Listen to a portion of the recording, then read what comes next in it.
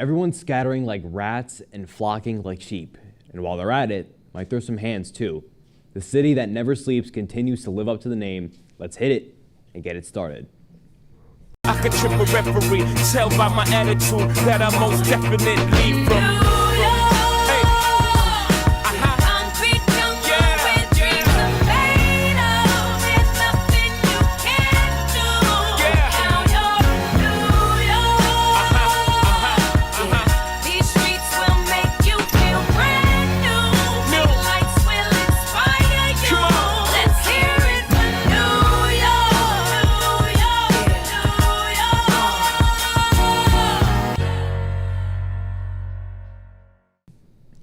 An interesting turn of events. The Knicks returned from action from the All-Star break in the last 4 games.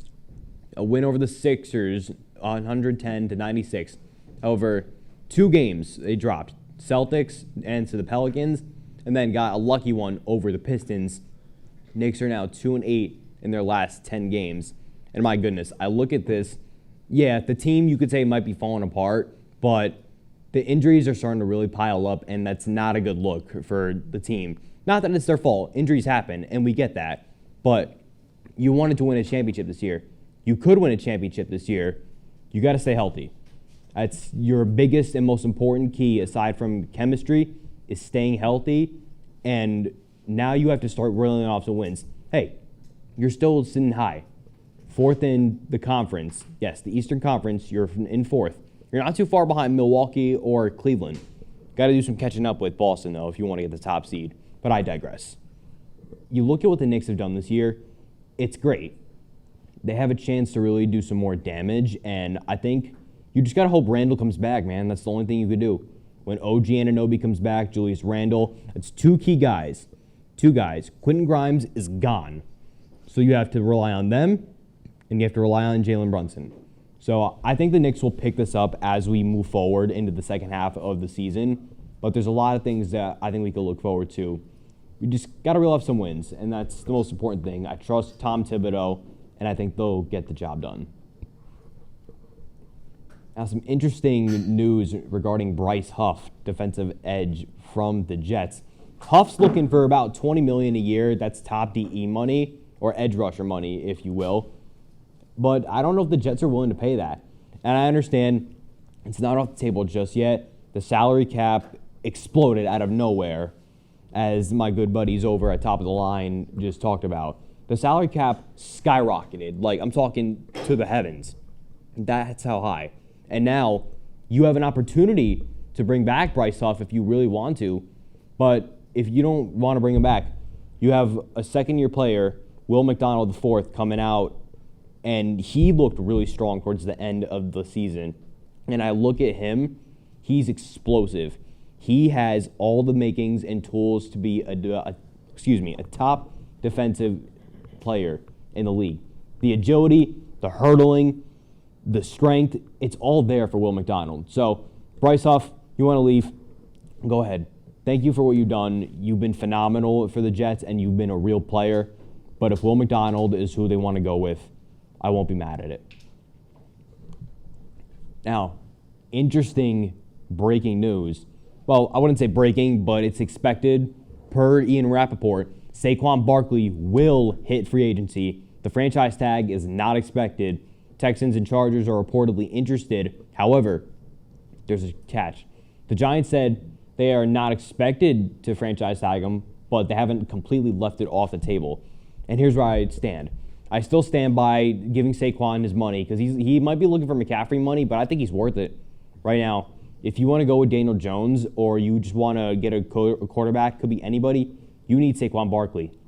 Matt Breida is not going to get you anywhere. Eric Gray is not a game changer. You could find another running back in the draft, but there's nothing else there aside from Saquon.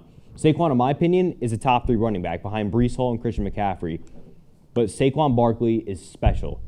Giants, please, pay him the money. He deserves it, and with a good offensive line, he could stay healthy. I can't stress this enough. Saquon Barkley is that guy, and you need to understand that. For now, we should really just try to move to the lower market teams, as we've talked enough about the Knicks, Jets, and Giants, 3 very historic franchises with a lot of history. But when we come back, we're going to talk about the Bills offensive tackle Dion Dawkins calling out the division rival. So we'll step aside for just a moment. Bills offensive tackle Dion Dawkins made an interesting claim, called out defensive edge on the Jets, Michael Clemens, called him some words that I can't say here on air, so we'll just leave that to the lineman himself. But an interesting quote, and I quote, "I hate them. I hate them all." End quote. Dion Dawkins obviously has just no love for the Jets, and why would he? He's a division rival. But here's where I stand. Your team has one AFC Championship appearance in the last 5 years, maybe more. And you're worried about a division rival who's probably might not even going to be on the team in a year or two. You need to just win your games, take care of your business. That's why you didn't beat the Chiefs. Again, what's that? 3 times. 1, 2, 3. 3 years in the divisional round, one of them in the AFC Championship, so that makes 3. You lost to the Chiefs. You're too worried about a rival who hasn't been able to compete with you to the extent that they wanted to for the last few years, and you're worried now about them. You have other fish to worry about, bigger fish. I'm not talking just fish, I'm talking sharks. The Chiefs are the great white shark of the AFC. The Baltimore Ravens are better than you. The Cincinnati Bengals are better than you. The Miami Dolphins, I'd argue, are better than you. That's right. Tua, he's that guy. Tua gets a healthy team, a healthy line. He'll give you some trouble. He'll beat you again, just like he did a couple years ago. But here's the most important thing. Buffalo struggles with continuity. And with continuity, it's not in the sense that they don't win regular season games. They do that just fine. In the playoffs, where it matters most, they don't do a great job with that. And it's really just questionable coaching. Again, I'm not a big fan of Sean McDermott, but I look at that, what he did towards the end of last season, it's good. Joe Brady, I think, has earned the right to be offensive coordinator, and hopefully he could keep Dion Dawkins in check. So that's all really I have for Buffalo, which I got to give Buffalo credit now that I'm ending that topic. There's something really good that they do, and I'll give them the credit of the doubt, the benefit of the doubt. There's no media circus around them. I know Stephon Diggs might be leaving, but there's really nothing that you could wrap around and just flame them for it, because they have good front office work. Buffalo, just stay in your lane, keep your winning, and you'll be fine. We will end it there. I want to thank you for tuning in. Some new shows have risen, such as Off the Cuff, On the Blue Line, and the return of XOXO Chelsea, but this time, she's not alone. And ladies and gentlemen, it's a big weekend coming up. Do not miss SDA 2024.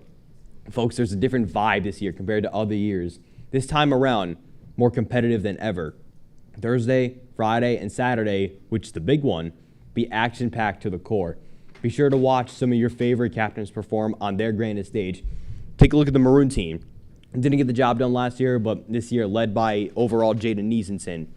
Some of your captains, such as Michaela Severett, Addison Deal, Lexi Bonchek, Chelsea Fernicola, Sophia Kalendowitz, and Claudia Gale, just to name a few. But don't think they'll have it that easy. Not if the reigning winners have anything to say about it. Now, the winners, led by overall Sydney Helter, going for the Jazz. Emma Rivera, Bella Catania looks to come back and win another first-place trophy a year ago. Leah Kleinstein, Juliana Lombardo run it back again. Bella Mongillo, and Addie Akowski. We're in for a fantastic weekend.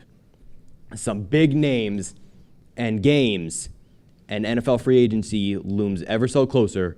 We'll talk ball soon.